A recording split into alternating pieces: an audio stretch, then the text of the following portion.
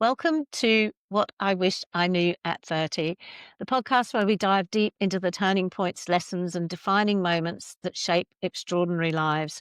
Today, my amazing guest, Dave Crane, and also very proud to say one of my best friends, a former BBC presenter, global keynote speaker, and founder of Industry Icon, one of the world's leading personal brand movements, helping professionals go from invisible to unforgettable. Dave's journey is nothing short of inspiring, from captivating millions as the MC of the Dubai Rugby Sevens to sharing stages with presidents, celebrities, and industry giants. He's built his life around the power of communication, confidence, and connection. In this episode, Dave reveals what it really takes to reinvent yourself, build influence, and lead with authenticity in an extremely noisy world. His story is about finding your voice, standing tall in your truth, and creating the impact that lasts. Dave, welcome to What I Wish I Knew at 30. Fran, that was the best intro I think I've ever had. I was listening and thinking, who's she talking about? Now you're just being humble. So what did I miss?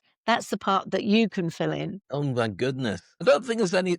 Here's the thing, right? Whenever it comes to people often say to me, Dave, can you introduce yourself? And I'm like, how long have you got? And Yeah. it only matters about what you can do for other people. It doesn't matter who you are and what you've done and what what you're currently doing. It's about what it means to others. And every audience is different. And I've been blessed to have had enough challenges and enough successes to be able to turn around it and be able to reach most audiences, which I call getting the Wi-Fi code of your audience, which I'm blessed to be able to do at lots of different events. Your ability to understand what they want means that you can instantly connect with them on a way that they like to be treated. And through my entertainment career, that's been a real boon to have, which has been fantastic. Amazing, Dave. So imagine we're jumping in a time machine right now. You're 30 years old again. Where are you? What are you doing? And what's going through your mind at that stage of life? And don't hold back. Wow.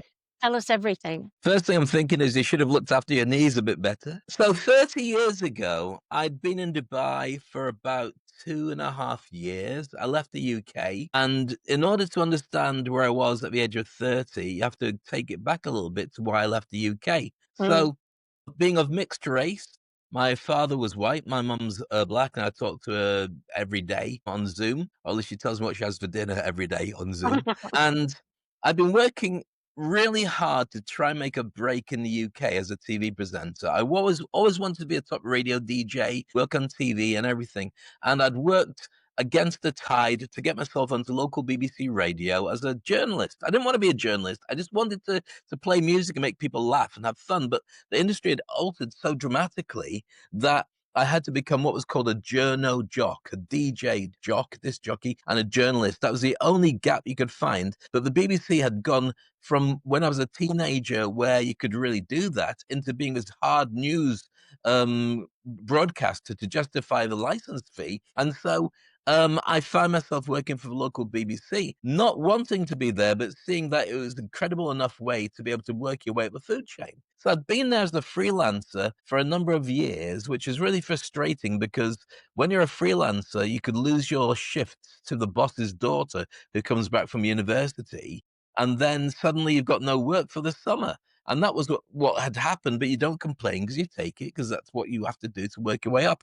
So eventually I'd kind of driven a line in the sand and said, right, I'm going to go into Blind Date, which is a dating game in the UK, which was a huge TV show in the days long before we had I'm a Celebrity, Get Me Out of Here or Big Brother or any of those shows. You had Blind Date and Gladiators were the reality TV shows that everybody wanted to be on. Saturday night in the UK, Blind Date was a show that you watched where people were picking from a stranger to see who was going to go on a date with them. But those people became famous for 5 minutes amongst the people who are going out to clubs and bars and enjoying. It was a real kind of rite of passage. So I went on and I was blessed to win the Christmas show. So it's shown on Christmas Day where everybody watches the Queen's speech, Top of the Pops, and then it's followed by Blind Date. So 20 million people watched me. And so I was really, really well recognized by people the next day when I went shopping. In fact, it wasn't even like being recognized by people. It was like staring at me like a zombie movie. And I was like the next bit of dinner. They don't say well done, they just go like that, which was really disconcerting because I thought fame would be different.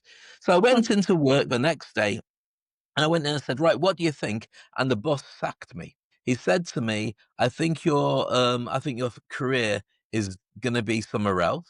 And he sacked me because he was actually really racist and he wanted rid of me anyway. And what I thought would result in them saying, "You know what? We've got to do more with this guy," actually turned into them saying, "This is an excuse to get rid of him now." So I was kicked out. And so I applied for a number of jobs in TV, and I had this ridiculous catch-22 situation, which is chicken and egg. We love what you did on Blind Date. What else have you done? Well, I did Blind Date to prove to you what else I've done. I've done radio as well. Yeah, but we need more TV. Well, can you give me more TV? No, not until you prove. And nobody would open the door. And then 3 months later, I realized that being based in the north of England, I'd missed the boat, the opportunity, because nobody could remember that I'd been on the show. Well, not in, it wasn't a talking point. If I'd lived in London, I could have walked in, got interviewed, and turned it into something. But 3 months later, nobody cares. And Mm. also, I realized that it was just not going to work out for me. So I was ready to go. I'd had enough, and so I applied for a job overseas as a DJ just to leave the country behind me. I had a beautiful girlfriend. Wasn't my fiance, girlfriend. She had a kid, not my kid. So my parents weren't that keen on a relationship anyway, even though she's a really cool chick. And I had all my friends. I'd only ever been proud of being British, and I'd lived in the UK my entire time. So a job came up. After I'd been for a job interview, about 4 days later, they called me and said, "Dave, we've got a job for you in Dubai, but you have to take it now." I went, "Well, I don't know if I want to leave yet. So if you don't take it, we can't guarantee you're going to get anything else." So I had to make a decision. Do you leave before you're ready? Or do you wait and see you've got nothing that comes up that's suitable? So I took it. Well, all my friends said go, which tells you about what my friends really think of me. So I got on this plane. I went to Dubai, which at the time I believed was going to be a difficult place to live in, and they'd be very strict, and there's no parties. And it was exactly the opposite. It was an Yeah. emerging country where they decided, let's build up our infrastructure and our relationship with our expat community and tell the world we are number one. So I arrived just at the point where they're just starting to unroll those things. And so as a DJ, it wasn't like in the UK, being a DJ is you play music and it's not like a proper job, but it's fun. In the Mhm. UAE, it was a very important job for the business people that were over here, needed to let their hair down, foreign country, no internet, TV was weird. You're going to go out and socialize. So we had a Mm. really tight knit community. And I quickly rose up to the top of the food chain when it came to DJing in bars. In fact, I invented the all you can eat and drink sensation that's across the whole region now. That came from me with a thing called the 100 Club. 100 dirhams, which is worth, say, $30, all Yeah, you yeah. can eat, and it's a mess for everybody who attended. But in those days, it was innovative. And so a radio station started up. I was on the pecking order of people who went along to join us. They gave me a weekend show, and within 2 years, I was a station manager. And why did that happen? Because the opportunity to grow in a country that's emerging and people are Mm. leaving is so much faster. You get fast tracked in a way that says, "Can you do it? Yeah, I do think I can." Well, go on then. And if you don't do it, crash and burn. But if you can do it, then the opportunities come. And so 30 years ago, I was in this weird situation. My girlfriend had then come to join me with a daughter. As much as I loved her, the daughter hated me because she thought I'd split the parents up, which I Oh, hadn't dear. done. And so the daughter had a really hard time. I was having a hard time. And I think around about 30 years ago, she'd gone back. So I'd been No. left on my own, missing my family in a radio station I had just about started then. So it's a toss of a coin what it's going to turn out to be. But at the age of like 30, I was thinking it's Dubai or bust. I can't go Yeah. back because I was burning through a hole in my soul back in the UK. Here, there's nothing for me, but there's nothing against me either. So in a short amount of time, maybe age 30 to 32, the radio station took off. I became one of the most famous people in the country. I got to meet all the pop stars I could ever want. I was doing all the concerts and all the DJing on the radio. I'd won awards and I was really well recognized. And what it taught me was that being famous does not necessarily mean that you've found peace. In fact, in Mm, many cases, it's the opposite because you realize that many of the relationships you have are really trivial and based mm, on what you can do for people. And in a fame and fortune celebrity world, it's really about the optics. If we get that person in here, then we can work with them. And then that's going to elevate our brand, open our restaurant, make our concert look better. It's all fitting in together, which I lapped up and loved at the time. But mm, a few years later, I walked away from radio. Maybe I stayed in radio for about 10 years. So I've been there for about 2 years of the 10. And what my suspicions were true was that if you work in broadcasting or working in any kind of industry, they only use you for you can do for them. And it's not really about you. They don't care about you. So when I resigned from radio, I never got invited to another event for the rest of my life because of who I was, ever, unless I was going to work the gig. And my celebrity meant nothing, which I kind of suspected. So 8 years after the age of 30, I came to that conclusion that why am I continuing to push so hard when all I really wanted to do was tell the UK you missed out on an opportunity to mm, work with. And once I'd done that to myself, which was really when nobody else is paying attention, why are you still doing it to yourself? So I left and I stopped yeah. doing it.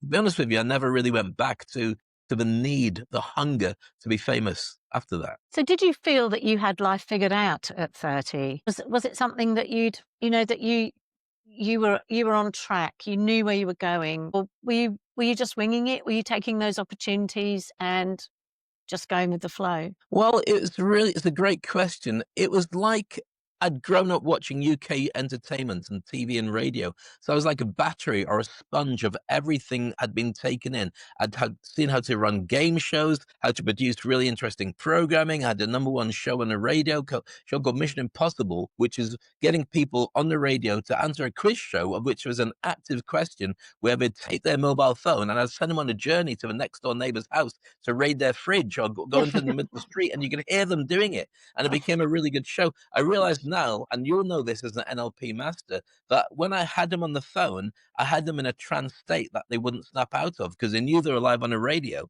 So they had to do everything. So I don't think I had everything planned. In fact, to be honest with you, I was just going with the roller coaster ride and seeing where it would end up. Because if you think too hard about things like this, sometimes you can overthink, and then imposter syndrome kicks in, and you Mm, turn down opportunities that go to somebody else, and they take them and run with them, and then you kick yourself for not going with it. I had so many things going on around me at the time. I really enjoyed I mean, if somebody says to you, Dave, this is what you're doing today, you're opening this restaurant, and then after your show, we're going to meet a load of people, and then you've got a concert tonight, which was an average day, you mm. go, okay. And so you didn't have time to do it. I mean, one example is I finished my mid-morning show, so that was 10 till 1. I got a phone call saying, "Dave, in an hour, we want you to go down to Wafi in Dubai, which is Mm. a big shopping mall." And they said, "We're opening Planet Hollywood." So I went down, Oh, I wow. couldn't tell anybody, and it was Sylvester Stallone, Amitabh Bachchan, Bruce Willis, Patrick Swayze, Wesley Snipes, Cindy Crawford, and Tia Carrere, who played the girlfriend of Wayne in Wayne's World. And so I was on stage with these guys one by one coming up with one of the other teams from the radio station, and it was in the searing heat. And I mean, one of the weird things is you get to interview these people on stage, and because it was so big for Dubai, the world was watching. We were live on CNN, live on BBC, all these different things, but we hadn't been invited into the after dinner in Planet Hollywood, which is just a glorified McDonald's anyway. So we did this stuff on stage of everyone going wow, and then the bouncers wouldn't let us in to the after party because our names weren't on the list. We could entertain 50,000, sorry, 5,000 people and the TV. And so it really brings you down to earth as to what really matters in life. The Yeah, fact you do the gig sometimes means that's actually what you get as a reward, having been there at the time. And when you reflect back on it, you go, that was a wow. But at the time, it's like anything else. I mean, I love talking to you, not only because I love you as a person and you're amazing and do incredible stuff, but this is something that's a joy. When we get a chance to catch up and chat, it's amazing. yeah. So share this with other people. It just makes me think you're coming in to me and Fran having a chat. This is really cool. So these are things I really love and recognize nowadays. Oh, I love it too. Looking back, Dave, what's something you were completely wrong about at 30? Wow. I look back on it And I think there's a couple of things that come from it. I sort of hinted at it earlier. That is, if you work really hard, people will notice you and you'll get what you deserve. I also believe that fate was mapped out for you and somebody's got a plan for you. And I realize that what you have to do, in my case anyway, is you've got to dig deep and you've got to take some risks and you've got to jump and grow wings on the way down. It's mainly luck, but you can put your thumb on the scale. And if you go with intention towards something and take some risks, you're going to get turned down by a lot of people, but you'll also get somebody who says yes, and you only often need one. Like the phrase about, if you're talking to a room full of entrepreneurs and you say to the whole group of people, who wants to work with me? And if one says yes, sorry, if you are an entrepreneur and you're talking to 100 business people and you say, who wants to work with me? Somebody says yes, 99 says no. That's a yes, because you know you've got somebody to work with. But if you're a corporate business person and you say, right, who wants to work with me? And 100 people say no. One person, in fact, 100 people, of 100 people, 99 say yes, and one says no. That's a no, because the 99 will say, well, maybe you should work on it until you got complete consensus. And then we can move forward. But you often miss that boat because you've got to Mm, act while it's in that dodgy area. And nowadays, when news travels so quickly, new ideas travel, and AI is a classic mm, example. Tomorrow, the game on AI will change completely. There'll be something new that somebody's been working on for months that will just shift it to a different direction. You don't have time to think. You have to basically just go by believing in yourself and what you see in front of you and trust your instincts. And I think that that was a major thing I got wrong in those days. And nowadays, and only probably since the pandemic, it taught me that nobody's got your best interests at heart, mm, apart from those that you love who may be there. And I'll give you an example. I think you and I have discussed this at some time. And my wife brought this up to me, that phrase that people use, blood is thicker than water. And they say blood is thicker than water. And it's usually used to make you behave because your sister's been a bit of an idiot and you should respect mm, the family first. But the actual phrase is not blood is thicker than water, meaning family. The actual old English phrase from hundreds of years ago is the blood of the covenant is thicker than the water of the womb, which means that the friends that you create turn into a family that you can trust, but your family are just random people who happen to have the same DNA. So mm. trust in your chosen friends over your family. And that's a massive difference. And most people don't know that. No, and we did talk about that. I can remember exactly where we talked about that when we were sat in Dubai at the Marriott, and, I can remember I don't know why we were talking about it, but I do I do remember that, and Mm. I think to your point as well, taking risk is, whether it's moving country, whether it's whatever it is. I remember taking a risk when I met you, and I think I Everybody does, darling. exactly. I almost tackled you on the way out of I think well, I don't think, I know, you were emceeing the Domino's conference, and True. you'd been there for, like, 3 or 4 days, and we were sponsoring it, and I can remember you saying that, you were emceeing the Dubai Sevens, and I thought, "I'm bringing a team out of boys under 9s to the Dubai Sevens," and I can remember catching you at the end and saying, "Hey, I would love" like, you've done some incredible motivational work with the Domino's team, and I said to you, "Can you?" And I thought, "Shall I? Shan't I?" And I think you'd said, "Come and talk to me come and talk to me during the conference, and we'll sort of, if there's anything that you want to do." And I thought I left it the first day, left it the second day, and then on the third day I said, "I'm bringing a team out. Would you come and talk to them?" And you said yes. And you know, and I love that saying, jump and grow wings on the way down. And you And spoke I to this. remember Yeah. I remember it so well, and I felt really privileged to have a room full of young people who are on their journey and on their adventure, and being able to just throw a spanner in the works to say that you're Mm, actually going to be all right. Don't worry about what's going on. And they did really well. I mean, they're mentored by you anyway, so they were in good hands. It's often, and you'll find this when you do therapy and you help people. Often you're patching up stuff that's gone wrong, but to get people at a young age so their journey becomes clearer is so much more refreshing mm, because I know that most of my life I've been going, "Oh, I can't believe that happened." Or I mean, I don't regret anything that's happened because it's made me who I am right now. But to mm, get those insights, and parents do it generally, Mm, but sometimes you've got to find out for yourself. But when you get somebody who doesn't have to tell you anything, but does, and it mm. matters and it makes a difference, that's huge. It is huge, and it's incredible for those young men to not only be in Dubai playing an international competition, but to also have you there. And then I think you called them out a number of times on the microphone when you were actually emceeing.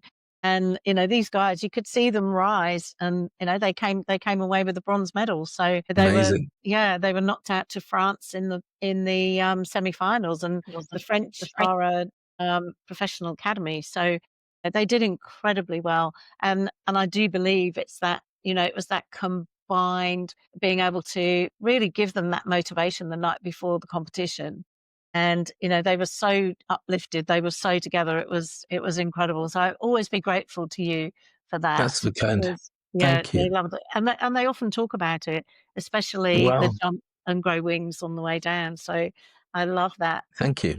It's really So important because when you telling me you don't often get feedback from people when you do stuff, and you shouldn't look for it necessarily, but it's nice to know. And I know that so many times the bit that's missing is that little bit of confidence to take you up to a higher level. I mean, yeah. I'm working with the Vatican. I've just come back from doing Davos at the beginning of the year. There's a very good chance I'll do it again next year.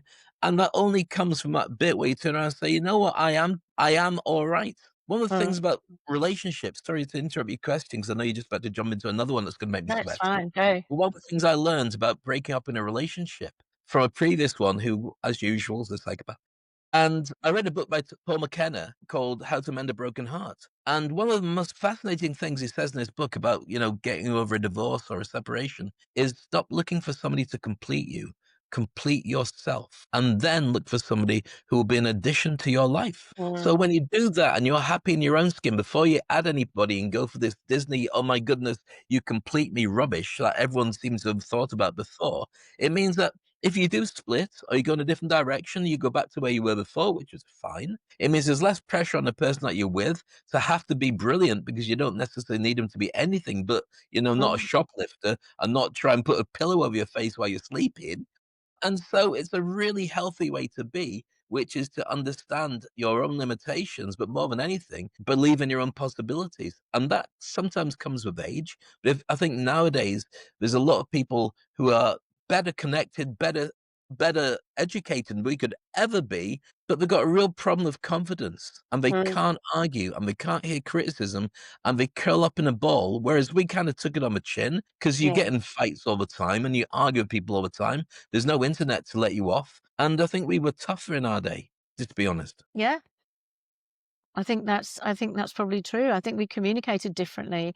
I mean, probably not the best person to talk to about relationships, certainly not ones of longevity, but I think you're right. And I think to your point there, the crux of that is when you're looking for something or that you have expectations of someone else, that disappointment, resentment, all of that builds. Whereas actually, when you're peaceful in yourself and you're aligned with your own values, you don't expect that from anyone else. You don't need anyone to, and it's a really difficult thing because I do think that only comes with age. So, is the reality that we shouldn't get married until we're 50? I don't know.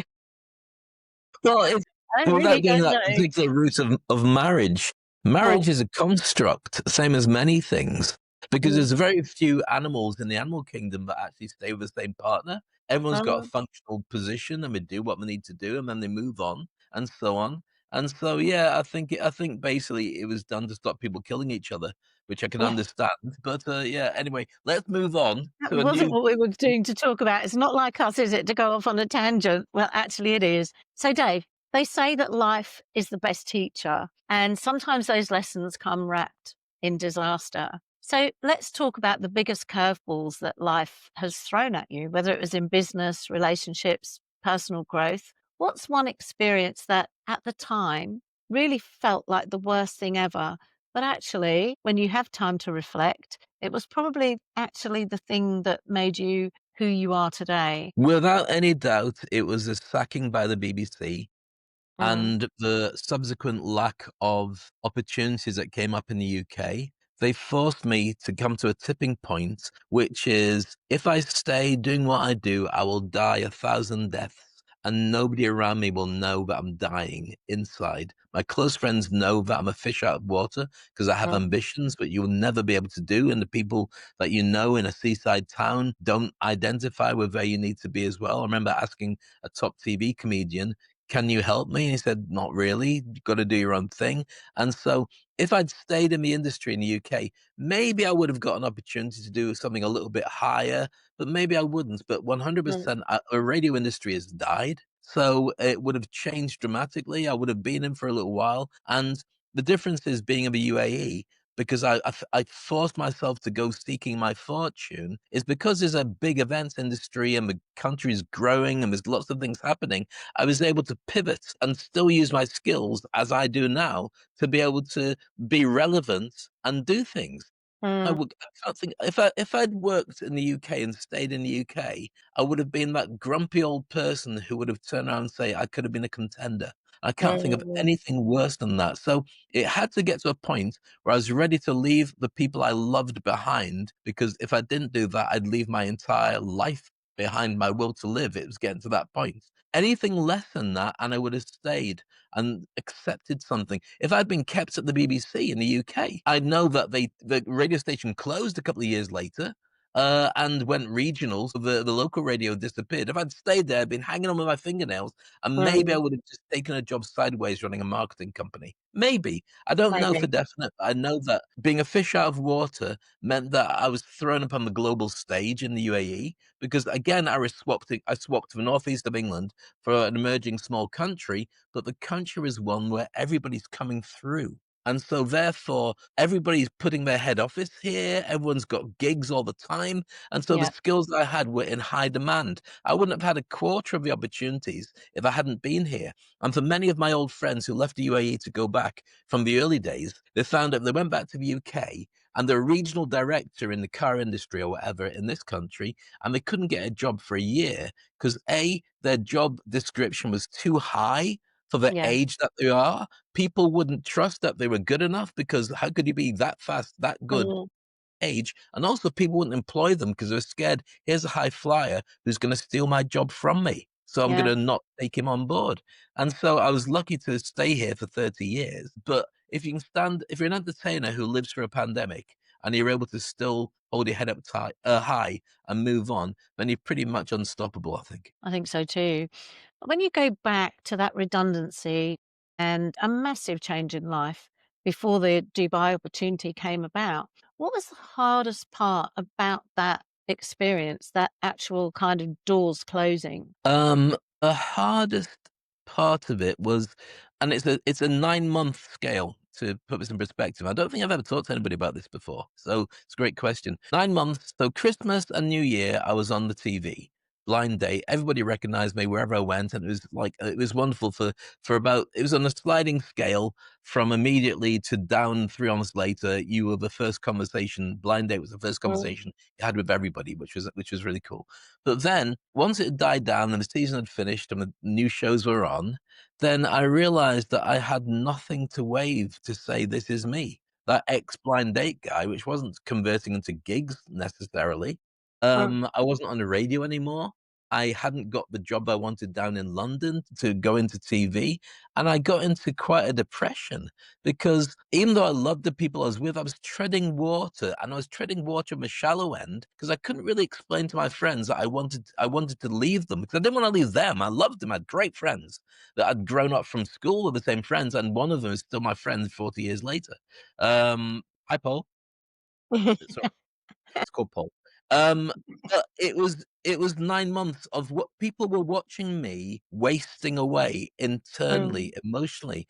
For my girlfriend to have said to me at the time, "You need to go to Dubai. There's an opportunity." She knew that she was sending me away from her. Even though she joined me later and it didn't work out, she was mm. sending me from the goodness of her heart to a place where she knew that I'd be happy. And I had no idea what I was gonna do. I think that the lows that came from getting me to get on a plane, I had no choice. Once It's like when you decide that you're gonna emigrate and go to live somewhere else or make a big change or leave your job, suddenly everything around you becomes temporary. You can't Mm. feel the same way when you look at the people around you, when you know that you're leaving your job, or you're looking at your partner and you know that it's come to the end and you're just going through the motions of how we've Mm. split everything up. I felt like that for a long period of time. And I was blessed that when it came round to the 4 days decision making process, I'd already gone through leaving emotionally and mentally. The only thing that hadn't happened was physically, I hadn't left the UK to come out here. And how did you push through that? Well, I hit the ground running, to be honest. They told me you have to be at this gig because the DJ's leaving and you have to be there or we give it to somebody else. And so I was thrown in at the deep end. I had a room full of people that are back to school party, which means that after the summer, everyone comes back from their holidays. And so everyone was dressed in school uniform. And I'd done 70s nights, I'd done back to school, I'd done everything. I don't necessarily want to talk about them right now. But anyway, it was a perfect situation where I could go straight in doing games, competitions, and own the space that the previous guy had. I didn't realize that there's a massive change in management at that time because previous to this, there's another story I hadn't shared. Do you remember the Chippendales? They were Yeah. guys that would go on like Magic Mike. They'd had a Yeah. Magic Mike style night in the bar. And In Dubai back then. yes, back Wow. then, Okay. and they'd made a mistake of letting people take photos and then share the photos, and so it was hit like a ton of bricks, and everybody responsible had to get out the country or leave. So they needed a new wave of staff to justify the hotel not being closed, and I've never talked about this before. So I went in because they had to do it. I only found out once it arrived what the situation had been. They got rid of the manager of the bar, they got rid of a DJ, everybody had to have a shift. And so I came in at a time where there was a real changing of the guard, and I loved it because at the same time the country was emerging and Mm. the sensibilities and the way that people were seeing Dubai around the world is massive. So, for Mm. instance, when I went to Vegas to train to be a stage hypnotist, I remember being there amongst 40 people, and the question came up, who are you and where are you from? So I said, right, I'm British, but I live in Dubai. And they said, where's Dubai? I said, it's the one place in the world you've never heard of, but you really should know. It's the best place in the world for things that are happening. I remember this grumpy old British guy saying, rubbish. If it was any good, I would have heard about it. 4 years later, he sent me an email saying, I saw it on TV and now I know what you're talking about. I'm so sorry.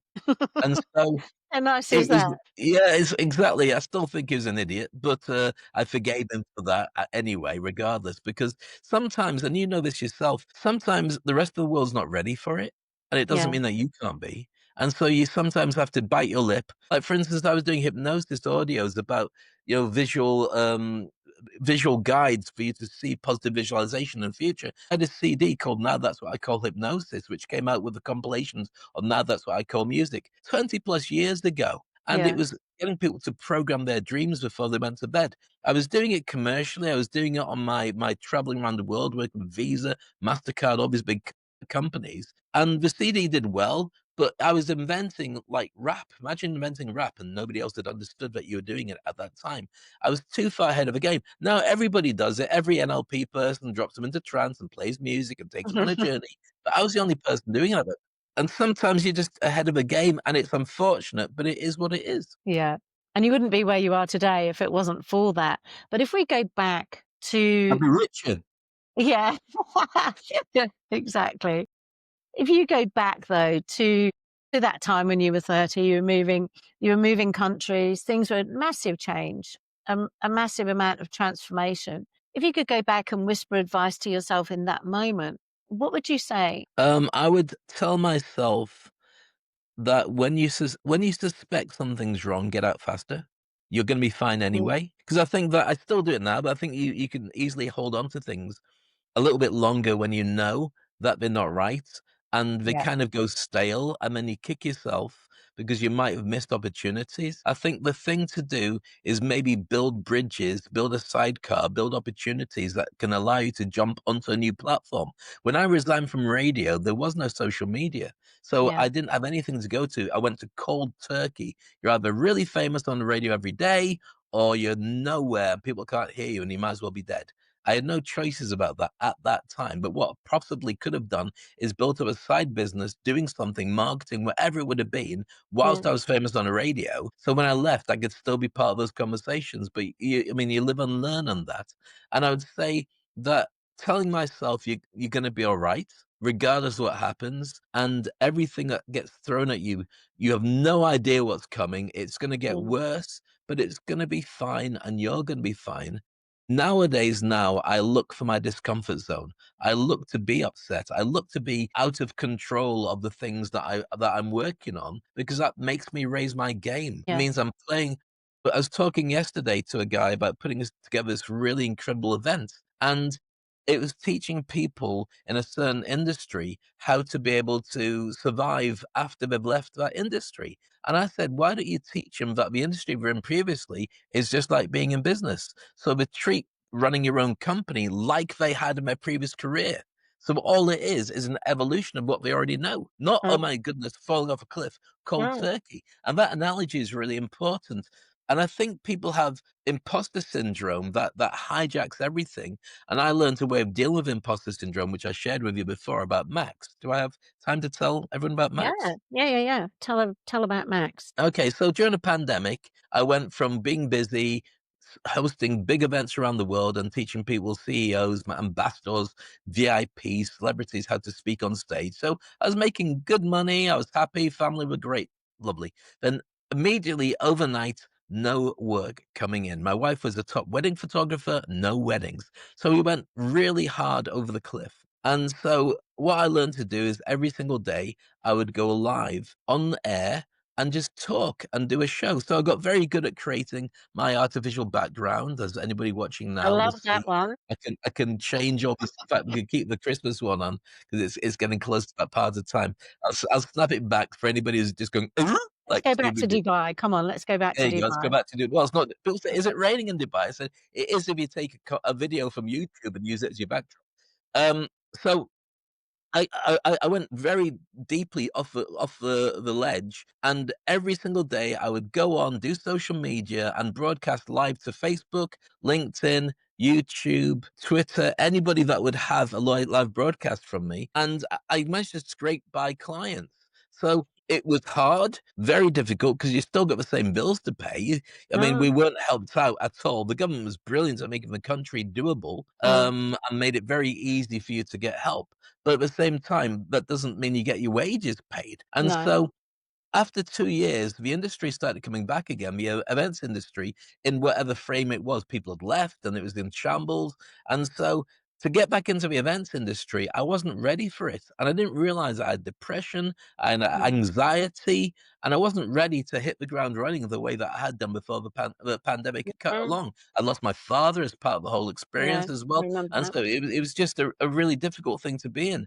And so what happened was I was getting people approaching me and saying, "Dave, we've got an event. Would you like to host it?" And I'd say, "Yeah, I'd love to," because I needed the money. And then they wouldn't get back to me because of asking other people or they were busy or whatever. And so if you keep inquiring, you look desperate, and then they realize they've got you. It's part of the sales process. So I wasn't ready to turn around and do what I do now, and I do again, Mm. which is to say, right, pay me up front, and otherwise there's no gig. I had to say, there was a gig, there's a gig, there's a gig, I'll take it. And so I realized that I wasn't strong enough to deal with the new emerging events market with new people who didn't know me and then things getting cancelled because of COVID last minute. So I thought, right, you're an NLP master. Ask yourself better questions. So I Mm. broke down into 3 stages who we all are. And I think it's a very useful term, process for anybody who's watching or listening to this podcast. So I realized that there's three levels to you. First one is a birth certificate version of you.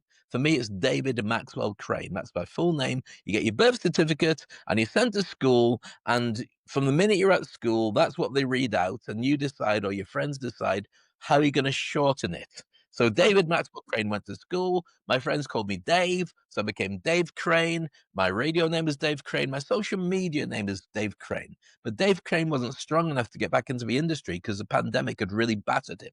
And also Dave Crane had gone through relationship changes, lost jobs. It was battered and bruised, as Mm. most of us are. Mm. I thought, well, that's the second stage of the social media version of you. First one's a birth certificate, second one's social media. He's not strong enough. Do I have anything else? Is there a third version? And I realized that there's a version of me that holds a microphone in front of 50,000 people at the Dubai Rugby Sevens. And that version of me is unstoppable. I make snap decisions. I'm always funny. I'm always smart. I deal with deadlines. I deal with things that Yeah. we didn't expect. I work with sponsors.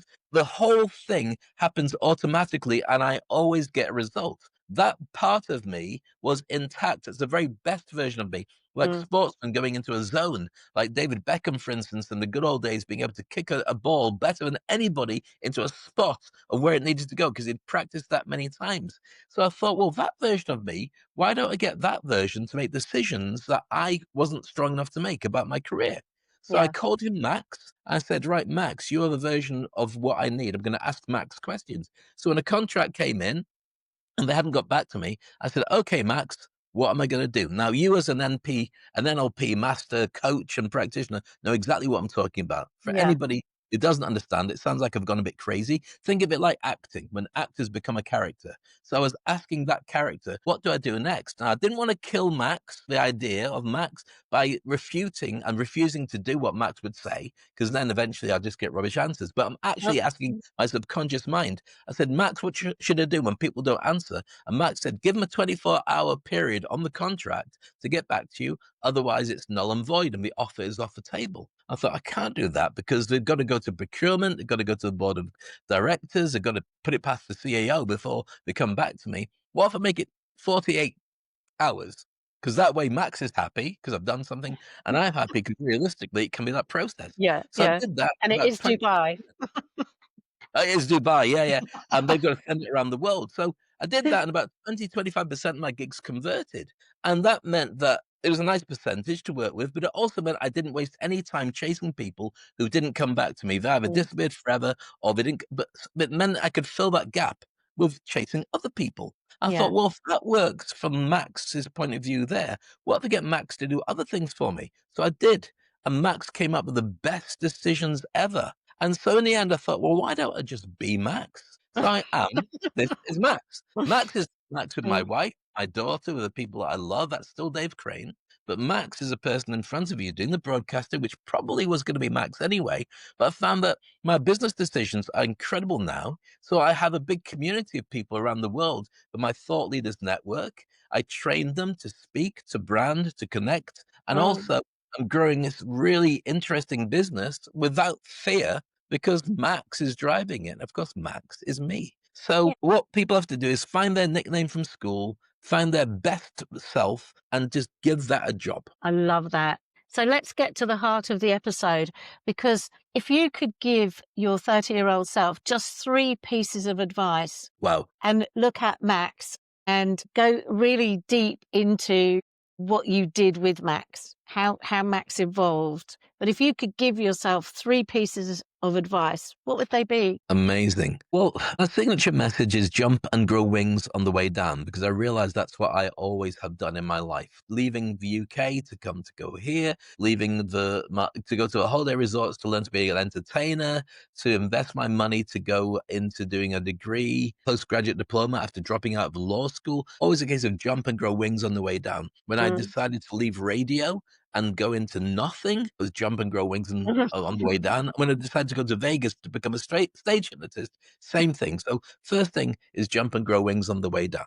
Second thing is never lie to number one. You are the most important person in your life. Doesn't mean that you have to give everything to you. You still get, I get joy because of what I give to others. But Mm. it's like being on a plane when the air hostesses in the days when we used to actually not just point you at a TV screen to watch the instructions, they go, the fire exits are here, here, and here. And Yeah. if an oxygen mask comes down, tend to yourself before you tend to anybody else. And the simple fact and truth of that is if you put the oxygen mask on your kids and then smoke fills the cabin and you can't get it on you, you'll pass out, your kids and you will die on the plane because they can't carry you off. But if you put it Yeah. on you, you can breathe and you put your kids over your shoulder and you can get on a plane and go. So if anybody's Mm. just about to fly, I'm sorry for sharing that an analogy. You'll be safe. You're safer than driving a car. But I would say the second thing is never lie to number one. And if there's a third thing, I mean, I could go on for many years. There's all these different things. Is you never fail. You don't make mistakes and you never fail. Because at the time of deciding something and doing something, you only ever do the right thing with the information that you have at Mm, hand. mm. So going back and saying, "Oh, I should have done it differently." If you went back, you'd do the same thing because you had only those bits of Yeah, information. You didn't have anything else. And that's yeah, with failure. You never fail. It's learning curve. yeah. And sometimes you have to fall hard to be able to get back up again and say, "I don't need to do that again.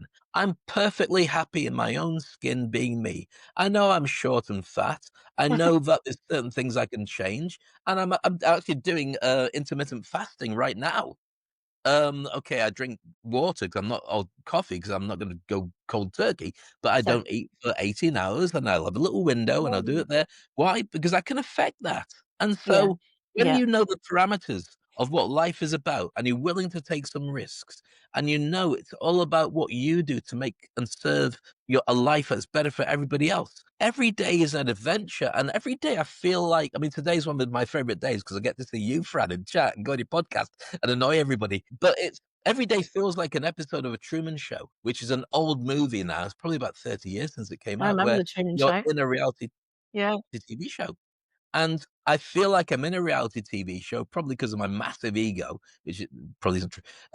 But it's a fact that if you take your world and treat it like an episode, like the Waltons, we say good night, and that's the end of that episode. When the next day you wake up as a brand new episode of reality TV, it becomes an adventure. It yeah, doesn't become a long slog of pain and horror. And the worst things that happen to you are often the best things because of what you learn. And so I'm massively open-minded. I've yeah, had lots of experiences that are brutal and lots that are fascinating, and one day it might end, probably before I'm ready for it to end, which is what most people end up saying. But the truth is, Fran, this is just honest truth, and you know I wouldn't lie about it. If my day ended today, I would not have a single regret because every day mm, until now, I went to bed loving my people, doing the best I could for everybody else, and being happy in my own skin. And if you can't say that, then mm, learn to say it. yeah, Because when it does come and you look back and people say that you see your life before you die. Why is that? Well, very simply because your brain is a supercomputer and it's mm. trying to see what happened before. It's scanning all the different Yeah, visions and memories. yeah. Did this happen before? Did I How can manage I to get out protect of it? you? How can I protect you? For me, when mine goes back, I'd like to hear sitting on the dock of the bay from Otis Redding and just see people going, "Cheers, Dave. Have a safe journey." Thanks, That's perfectly buddy. right. I love that. That's so powerful, Dave. That's so powerful. And just such sage advice. Stop focusing on what you don't want. Start focusing on the journey and the possibility and the joy that we get. We get to live every day. And, I think that's so powerful. Just I think looking, there's a slight addition to interrupt you saying, go on "Dave, then. thank you very much, goodbye." I think the important thing to remember is that nobody cares about you as much as they care about themselves. And Yeah, if you want to make an impact on people, think about how you can make their lives better. And so don't take yourself too seriously, but don't let people bruise you either. And I think that's a really important thing because we get imposter syndrome and we get told you should put up with certain stuff. I don't yeah. think you should put up with anything from anybody, but you shouldn't be brutal either. No, and I agree with that. And I think, one of those things of aligning with our own values and really being true to ourselves is also not self-sacrificing. I think, we come from a British environment and one where duty is probably drummed into us and, throw a Catholic upbringing into that as well. That just kind of pans it in even further. But I think when you can be a good person, when you can be a kind person, when you can serve others and help others, but really without that self-sacrifice, then that's a powerful place to be. Yeah, I think so. I think you give to people what you can give to them, but save enough for you because at the end of the Mm, day, you've got to eat and you've got to look after your family and you've got to have a life that was worth living. yeah. And we often say, and again, I'm going to say something controversial that many people might disagree if I should say it, but I read that Mother Teresa was really unhappy because she was wondering, why am I surrounded by all this poverty? Why is life so difficult for everybody? I understand the sacrifice that she was making. That's incredible. I'm not going to knock her Mm, her reasons for doing it. But I think that she could have easily lived in a better house and still done the incredible work and just had a better life. So she wouldn't be feeling the pain every day. She could still do that incredible work. I think it's really important to be comfortable in your own skin and do amazing things for people. Don't make it so it's so horrible for you that Mm, you don't love life, because it's a gift for mm. every I mean, how many times have you met somebody and you go, "What an idiot. I can't believe that was the fastest swimmer of a million tadpoles." You have the gift of life. Make You the do. most of it, because it's gonna get taken away. If you wanna believe there's more coming, then good luck with that. I don't. I think this is it. Just enjoy what you got. Don't be horrible, and enjoy the ride. Yeah, 100%. And enjoy every day. Your time and your energy are irreplaceable, so use them wisely. So, Dave, just coming Definitely. from a slightly different angle, do you think that young professionals today, and entrepreneurs, do you think they have the same struggles that we had as kids? Or No, do you think they're facing a completely different world? Okay, go. completely different Over to game. you. Over to you. How long's my answer this time, Fran? Well, do you Because need you've it? You've got 7 minutes. 7 minutes. Okay, so 7 minutes. I'll try and Well, make it less than only 20. 2 for this answer. Okay, so here we go. I think it's harder than it ever was before, because I think they've got more gifts, but I think they're also more brittle. I think that if you look at what we had versus what our parents had, our parents tell us all the time about the fact that, you should work really hard. And, in my day, but in their day, money was worth more. You could have a Yeah, job and pay for a house, a yeah. car, kids to go to university, and still have a nice holiday. Mm, Nowadays, you've got 3 or 4 jobs to just survive. And I think yeah, we've got a very different world. We had a work ethic that was driven by the world around us. The kids nowadays have much more open world, where they don't have the same level of racism or xenophobia, because they like kids from other TV around the world, and we've seen it on mm, TikTok and so on. They don't have the same slavish belief in a world that we had, but they've also got mm, social media, which only works because it's made to be viral by being sticky. And what makes people want to watch social media? Things that make you angry, or things that make you laugh, not yeah, things that make you feel good or connected. So no, right now we've got these horrible people around the world dominating social media or owning the social media channels, and people are leaving. I think social media is going to have to evolve. And if Zuckerberg had turned around and said, let's make, instead of saying let's make social media sticky, which is what they wanted to do, and said mm, let's make social media make the world a better place, then the world would have been a better place. Right now, it's toxic and horrible and mm, challenging mm, and difficult. I think it's going to have to evolve.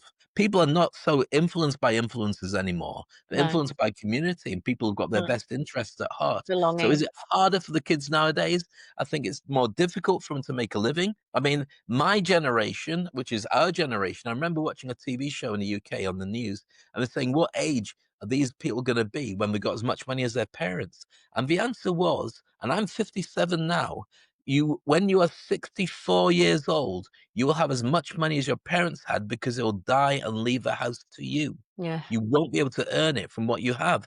And I've still got earning capacity better than my daughter will have. So my 15-year-old daughter, I'm teaching her to run a business, and she's mm, kicking and screaming, saying, Daddy, I want to be a teenager. And I'm saying there's a blurring area. If you can be a rich teenager, that's got some sparks to it as well. 100%, 100%. So, Dave, what's the best advice you've ever received, and who gave it to you? Wow. Best advice. See, it's like people saying to me, "Who's your role model?" I don't really have a role model. I've had to self-fund my education, as in learn, and because I'm not that smart, it takes a while until I go, "No, maybe that's the answer." So I never really had so much education or the best things. My parents would drum things into me, but they came from a very paranoid world, different to the one we had. Well, it's actually just as bad as the world we had now. Remember, my dad was white, my mum was Mm. black. And so the decisions they were making were based on a very racist world, which they've brought back again. Thanks, guys. I was hoping it go away in my lifetime, but it hasn't. And so my parents made it very, very important that their kids were strong. So things like, never let your left hand know what your right hand knows, or always paddle your own canoe. And lots of things which in those days were Mm, really about mm, doing your own thing and trusting in mm, yourself, which were old wives' tales or things that were passed on from generation to mm, generation. mm. So many of them were true and are Yeah, true nowadays. And it was only later when you come across those situations that they really make a difference. I think Jump and Grow Wings on the Way Down was probably the most important one. I can't remember where I learned it. I did see that my friend Les Brown uses it. He says leap and grow wings on the way mm, down, or or something like that. And I didn't steal it from him. I came up with it myself, but I mm. can see that he's probably It's gonna sue me. It just made sense to me, and that is probably the number one thing that I would fall back on. But as for life lessons, I think you start reading books. When I stopped being a DJ, I swapped, my CDs of music, which I'd been in for about 10 years, to CDs that were audiobooks, and I Mm, immersed myself in every single book I could have, from Napoleon Hill to Tony Robbins to you just name them, I read them all. I've got all the yeah. audiobooks still We still here. got them. And it was just a mishmash of absorbing to fill the gap from being a party boy to being a smart mentor. I wasn't a mentor at the time. I was just a guy who was able to motivate people and then Mm, start speaking. And so I guess it was a mixture of things. But I mean, so mm, many things go in cycles. Somebody yeah. can turn around and say, oh, yeah, Dave, that's not original thought, because most aren't original thoughts. But they do come around in circles. And I think when really testing times, then people should have open ears, open eyes, and open hearts. Yeah, I love that. I agree. Okay, Dave, we've covered the deep stuff. Now let's have some fun. I'm going to hit you with some quick fire questions. Don't overthink them. Okay. Bring them on. Say the first thing that comes to mind. What's the worst business or life advice you ever got? Stay in your lane. Yeah, absolutely. Don't do that. If you could have lunch with any historical figure, who would it be? Wow, that's a big one. Historical figure. I don't think I would choose a historical figure. Can I choose, like, made up characters as well? If you'd like to. Okay, I'd probably choose something This like is our podcast. We can do what we like.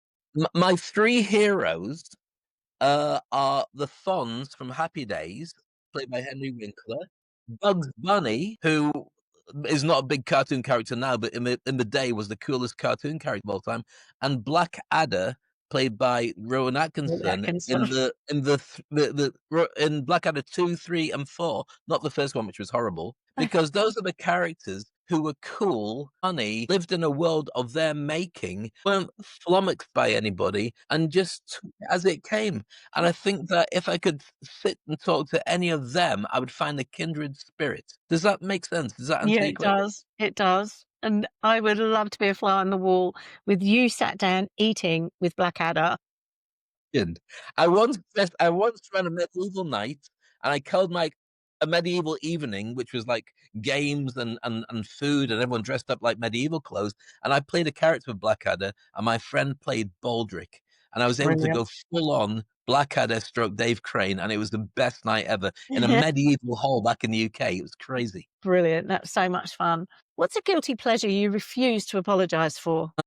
Laughing at stuff. I shared with my daughter when my daughter was 2 years old, she's getting a hard time because my wife's from Singapore and I'm obviously mixed race, so my daughter wasn't quite Brit in a foreign country, which is UAE, so she didn't fit in with all the blonde, blue-eyed Brit girls, and she didn't fit in with all the Asian girls. She was kind of like fish out of water, and so nobody accepted her, so she had a really hard time when she was about 3, 4 years old. So what I did was I taught her I gave her a steady stream of comedy to watch. Everything from Little Britain to I don't know, goodness knows, just everything I could get my hands on. And my wife said, "Don't give her that stuff because it's inappropriate and it's rude." And I said, "But this is award-winning stuff," which it was. And I taught her to have a sense of humor.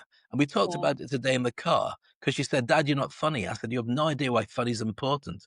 It's the best way to heal yourself when people hurt you or you're Yeah. finding it really difficult. If you can laugh or crack a joke, even in your head that nobody else hears, your body, your mind, your And soul goes into everything. repair mode. It raises your game. Nobody else has to see it or feel Yeah. it. And so I think that is a massive gift to yourself to be able to laugh. And Mm. it doesn't mean you're funny. Sometimes I am funny, sometimes hilariously funny, but I can't tell a joke. What I do is I just have a good, smiley version of the world that I live in, Yeah. and that works for me. Does that answer your question? Yeah, it does. If your 30-year-old self had a theme song, Dave, what would it be? Wow. I did have a theme song, and it's still my theme song now. It's Otis Redding, "Sitting on the Dock of the Bay." And when you see Brilliant. the lyrics and you realize it's all about just enjoying the ships coming in, ships going out, and you look at who you are, what you did, the choices you made, and none of them ultimately make a difference Mm. because the world's going to keep going long after you're gone. I settled on that. I actually came to the conclusion that that is my all-time favorite song when I was 15 years old, and it was in the charts. That's how old I am. I think it just gone back in the charts after it was used like Yeah, the wow, Dave, Levi that's old. adverts. The Levi, do you remember the Levi adverts with "Heard It Through the Grapevine"? from Oh, yeah, Marvin Gaye. Marvin Gaye. Well, that got in the charts, and suddenly there's a flurry of old soul songs that they released to try and make a new audience. Sitting on the dock of the bay, I heard it. I thought that is such an amazing song. And Otis Redding died very young. I mean, he died in his early Mm, 20s.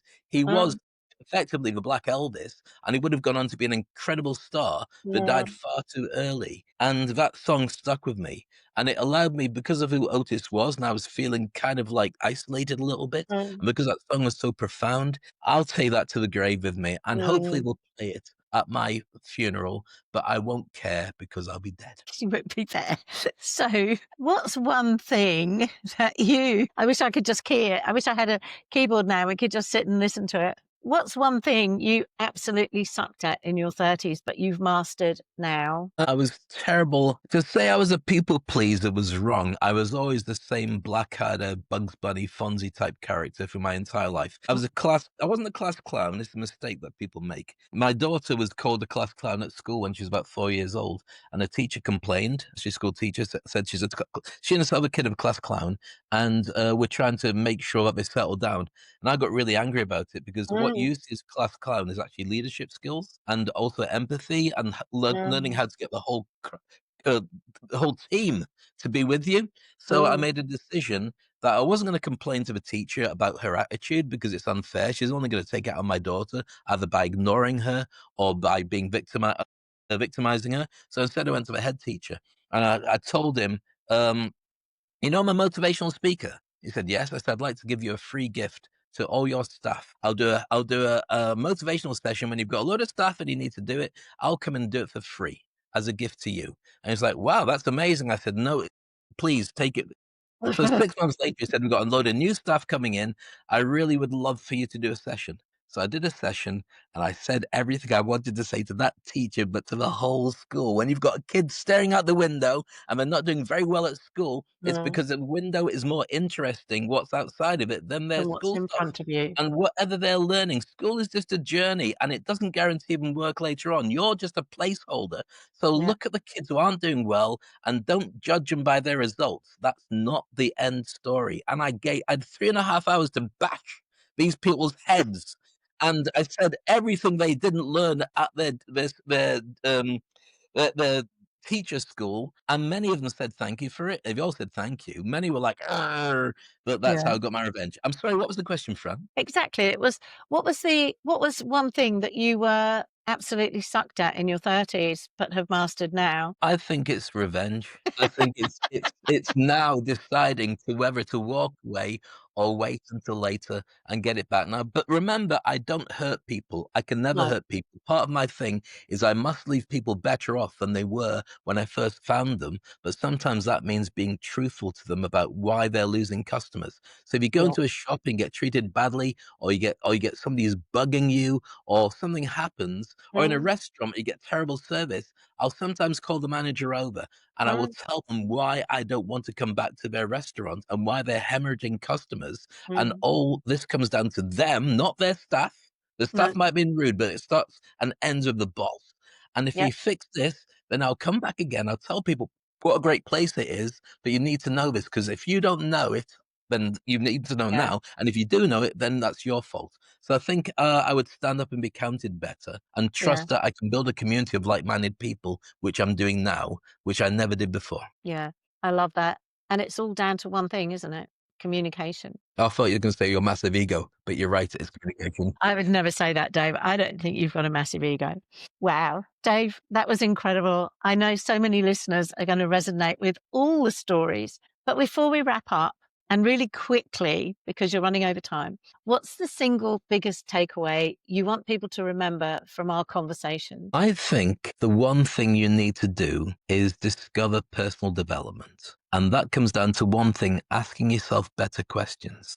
If Mm, you don't get the answer that you need, it's because you're not asking the right questions. Far too many mm, times we're influenced by people around us, by things that we read, by what's on yeah, the news, by what we've been told, by the people who are demanding we do certain things. If the result you're getting is not what you want, you need to go back, understand who you are, understand emotional intelligence, which allows you to create a version that the rest of the world can mm, understand. But then work out a better question. So if you're not making any money, don't say, "Why am I poor?" Because your brain will answer you in a way that you've asked the question. You're Uh, poor because you're rubbish and you don't earn money. But if you say, "What can I do to make myself get more money?" It goes, yeah, good point. Should we Google it? Or should we get to your AI? And so by asking better questions, you can change the world. So if there's one thing I would say, is ask better questions. I think it's a gift for anybody if they pay attention, and also don't beat yourself up too badly when you do get bad answers mm, back and when you do feel you're having a bad day, because you won't know that you're having a good day until you have a bad day to compare it to. One of the best things I learned is the importance of being content, not happy, content. So you yeah, can reset the balance every day and go, I'm all right, this is okay. It's not mhm. necessarily that, but if I had this, that's not bad. And that's I love that, Dave. And for everyone listening, here's my challenge to you. Take one thing from today's episode and apply it to your life this week. Maybe it's reaching out to somebody who can mentor you, but maybe it's finally taking that leap you've been scared of. Whatever it is, take action. If this episode inspired you, make sure to subscribe, leave a review, and share this with someone who needs to hear it. And if you have a session or a topic you want me to cover in a future episode, send me a message. I'd love to hear from you. Thank you for tuning in to What I Wish I Knew at 30. Remember, your best chapters are still ahead. Dave, thank you so much for being my guest on What I Wish I Knew at 30. I have loved speaking to you today. I always love speaking to you. But thank you so much for sharing your wisdom on What I Wish I Knew at 30. And I Thank you. You're one of my favorite people in the world, and I love you to bits. Keep doing what thank you you, do. Dave. You are Likewise. amazing. That's brilliant. I absolutely love this chat and can't wait to send it live. Me too. Thank you.